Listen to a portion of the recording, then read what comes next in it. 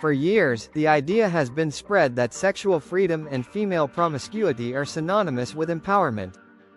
Messages like, "Do what you want with your body, live in the moment," or, "You don't need a man," have been repeated over and over again on social media, in songs, and in the media. But what happens when real consequences come knocking? Behind the glitter of a supposedly liberated life, many women have begun to confess that this promise of freedom has become an emotional burden. This isn't about judging, but rather analyzing what many have already begun to say quietly, but that no one dares to bring to the table.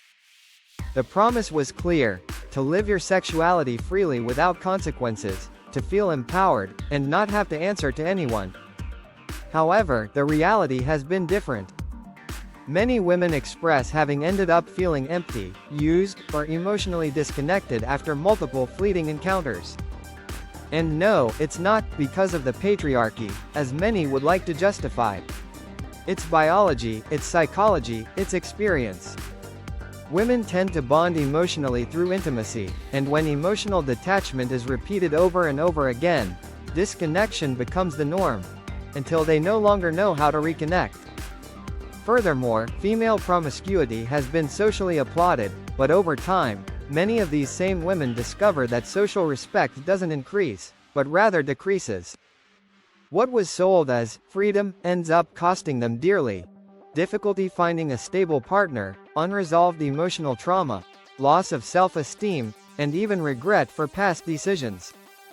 There's an uncomfortable truth that no one wants to tell: the hidden price of female promiscuity.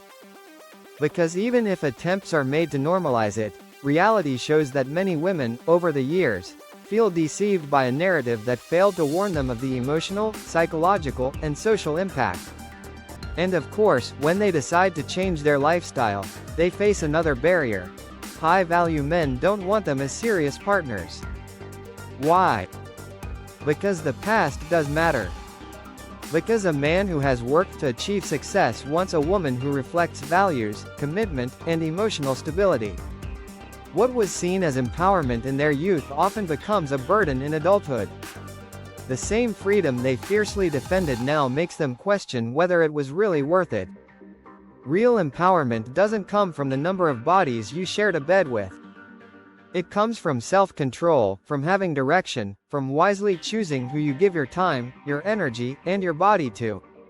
It comes from building a purposeful future, not from living trapped in a cycle of momentary validation.